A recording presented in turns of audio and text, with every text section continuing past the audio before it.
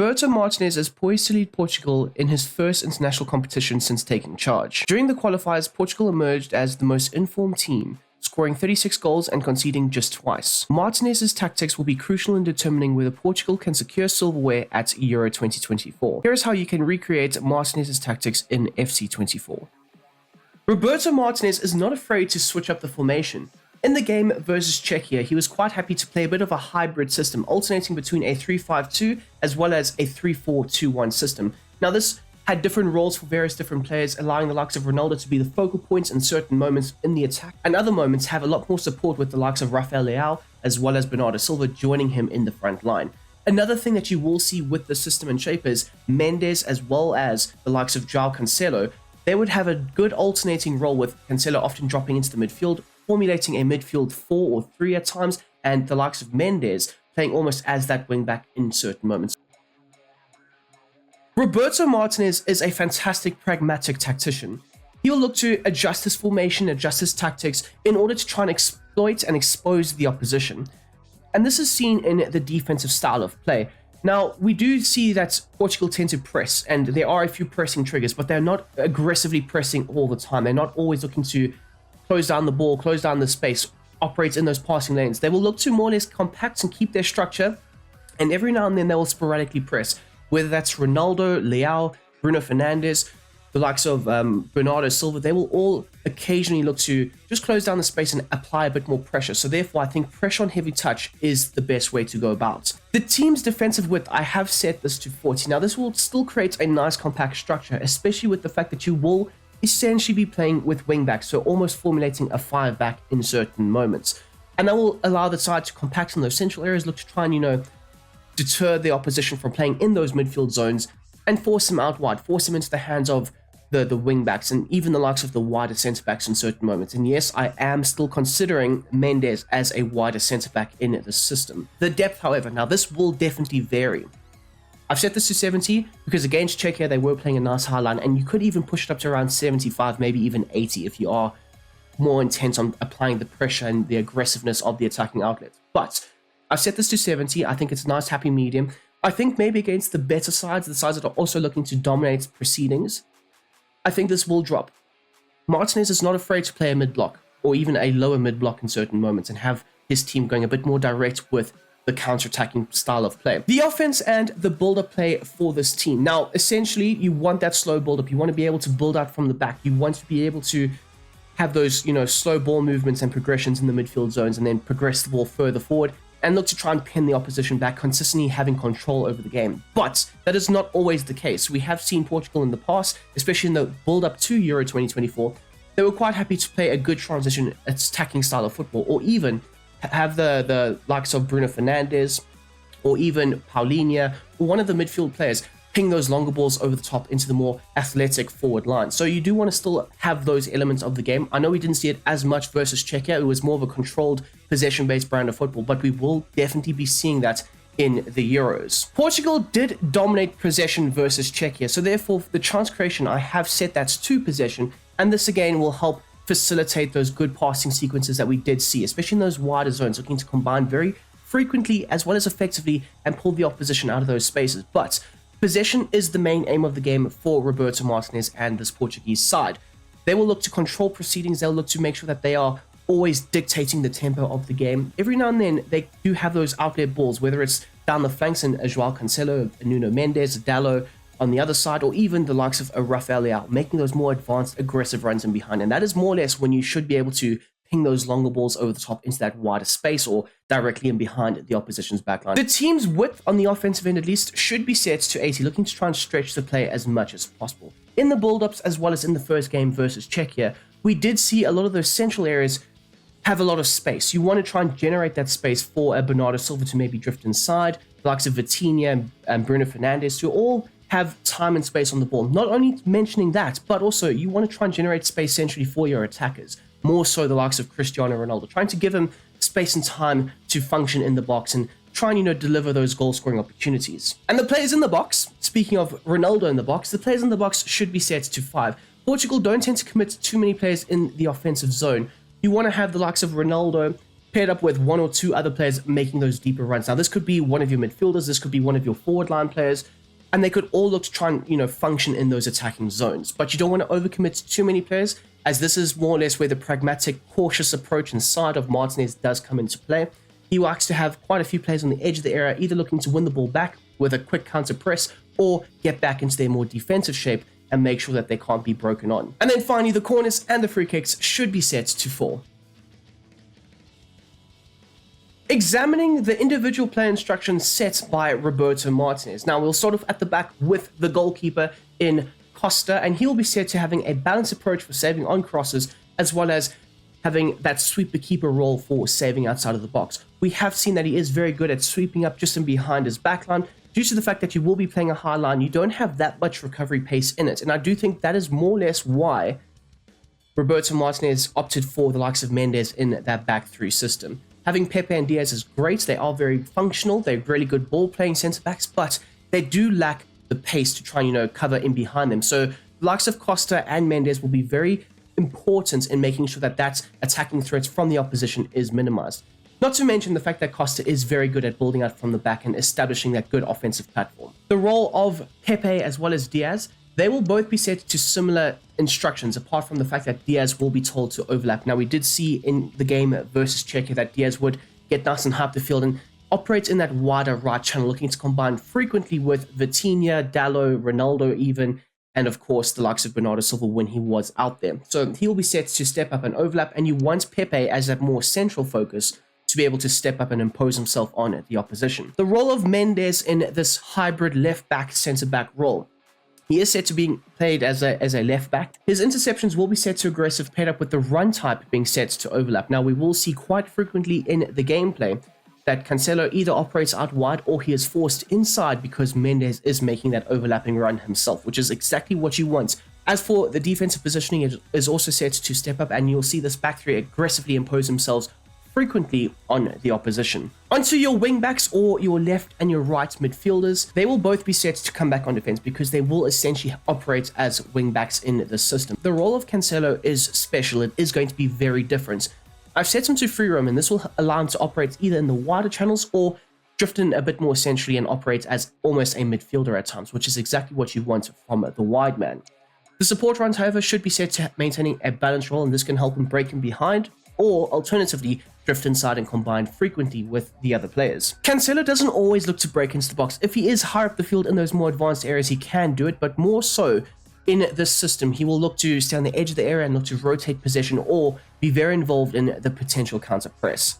And then finally, you want him to have aggressive interceptions, especially with the compactness of the side. You need your wing backs in this situation being very aggressive towards the opposition. The role of Diego Dalot is also going to be set to come back on defense. We didn't really see him inverting and coming inside and looking to operate with the other, central midfielders. So he would look to more or less hug the touchdowns and be an outlet ball on the right-hand side. The support runs as well is also going to be set to balance. You don't want him consistently always breaking in behind, looking for a bit more controlled tempo setting pressure that he will look to apply, and he can occasionally make that penetrating run on the right-hand side.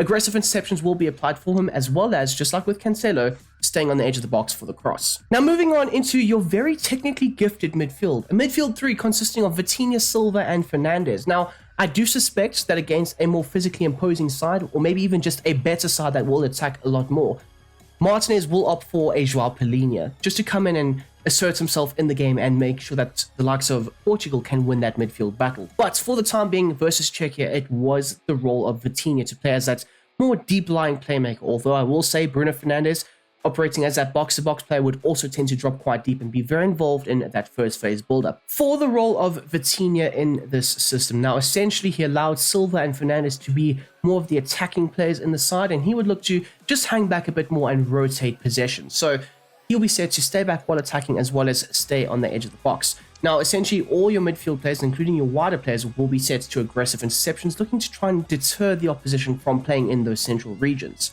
And then finally, want him to be able to cover the wing and have that free roaming role. We saw in the game, Fernandes and Vitinha were operating in all phases of the play, in all areas of the pitch, looking to try and help support the attacking outlets and create extra passing options in those wider areas or even in the more central zones. They'll be very important in creating those passing sequences and being very mobile in their attacking and defending phases of play. Onto the other player in this double pivot, and that is Bruno Fernandes, who does have a slight tweak and change to his instructions.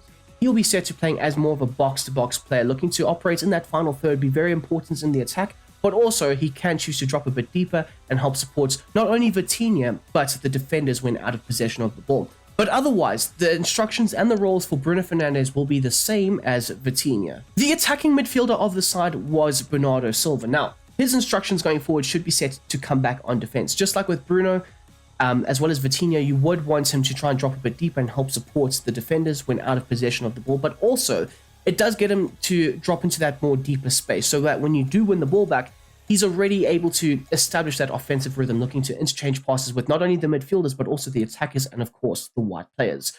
The support on crosses, however, should be set to stay on the edge of the box. Now, he is one of those players that will operate in that final third every now and then, looking to break into the box himself, but more so, you want him to try and support the attacks, generate those attacking outlets on the edge of the area. So, staying on the edge of the box, looking to rotate play will be a key feature for Bernardo Silva. And then, of course, just like with the other midfielders, you want him free roaming, drifting into the spaces that they are not in, and looking to just help support and supply extra passing options for the attacks.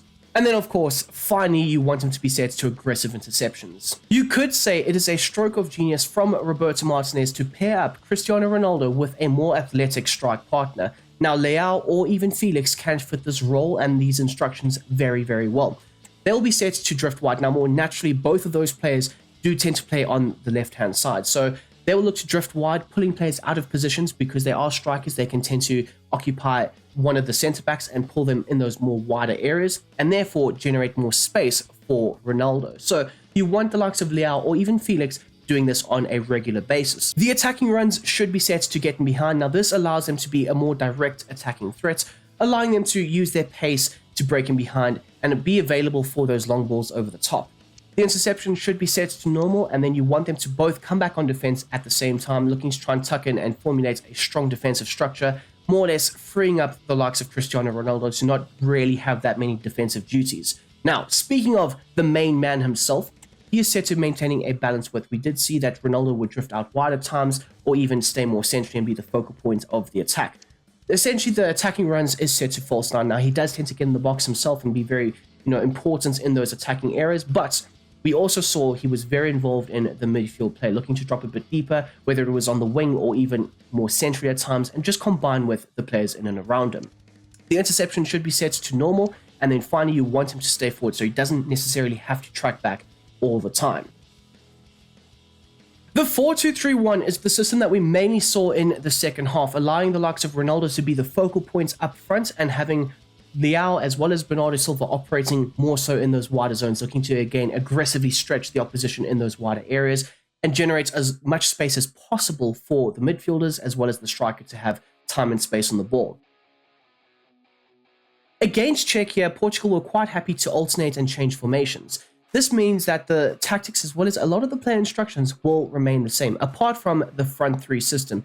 Again, you will be playing with more natural wingers, with having Leao and Silva operating in those wider zones, and having Ronaldo as the focal point up front. The role of Leao in this system will operate more so as a left winger in that left channel. So you want him to come back on defense just like with what he did before, but stay wide will be essential, looking to operate with the roles of Cancelo, Fernandes, and even Mendes in certain moments. This will obviously look to try and stretch the play and generate as much space for Ronaldo up front as possible. The support run should be set to balance. Now, again, he is a direct attacking option for this team, so you can look to break him behind. Yes, you don't necessarily always want him doing that. You want him to sometimes combine, and you are playing a possession-based brand of football, so you want him to drift a bit more centrally, combine with the other midfielders as much as he possibly can. And then finally, normal interceptions for him, as he doesn't have that aggressive, defensive work rate to him. And then the support on crosses should be set to a balanced crossing run. Onto the right-hand side, and the role of Bernardo Silva is also very similar to what he played in as that number 10, allowing him to drift out wide a bit more and combine with Dalot, Vitinha, and even Diaz as well. So comeback on defense will be a key necessity for him as well as free roam. So he will still look to operate in that number 10 role, but more so almost as a right attacking midfielder. The support runs should also be set to balance, allowing him to also sometimes break in behind, although that is not really part of Bernardo Silva's game. He can look to hold the ball up or be a bit more involved in the central zones. The interception should be set to aggressive, and you want him staying on the edge of the box as much as possible. Again, looking to facilitate and rotate play on the edge of the area. Now, Cristiano Ronaldo's role does change. So the support runs will still be set to maintaining a balanced width, but the attacking runs will be set to mixed, allowing him to break in behind, of course, playing on the shoulder of the back line, as well as having him drop a bit deeper. Now, he can be a physical target man type player, but he doesn't really always function that well with his back towards goal. So you want him to more or less incorporate the getting behind approach, as well as playing as a false nine. Normal interceptions will be applied, as he can tend to press every now and then, but he doesn't necessarily always have to do it. And then finally, you want him to stay forward and be an out there ball for the counter. And there we go, my people. That is how I would implement and replicate successfully Roberto Martinez's Portugal tactics into FC24. I hope you guys have enjoyed the video. Please don't forget to smash that like button down below. We are on the road to 10,000 subscribers. And if you are new to the channel and you do enjoy the content, I would absolutely appreciate it if you could subscribe for more content in the future. We do tend to upload videos on the regular, and for Euro 2024 as well as the Copa America, we will be looking to upload videos every single day. So you guys can choose if you want to subscribe or not. But if you don't mind, let me know down below in the comment section what you would rank and rate this system out of. Me personally, I would give it an 8. I love the fluidity that you do tend to see when you switch between formations. The fact that Ronaldo and Leao combine so well, or even the likes of a Joao Felix or a Diego Jota up front, they all tend to work very, very well with these roles and these instructions. I think it definitely does suit the team. And I will also say that I wouldn't be surprised if in the next game we see Portugal playing with a fullback system. I do think that that is something that Martinez is very good at doing, you know, alternating roles and positions and player instructions. And we will tend to see a more pragmatic style of play with this Portuguese side. And I do think that, yes, it was a bit of a nip and tuck game versus Czechia, but they got over the line, and that is all that really matters in tournament football: getting the points, getting the wins, scoring the goals, keeping the clean sheets, you know. Who do you think will win the Euros? Of course, it's still early days, so who do you think will win Euro 2024? Anyways, until the next one, until the next time, which will be tomorrow, it's a Throwback Thursday. I will see you soon. I'm out of here.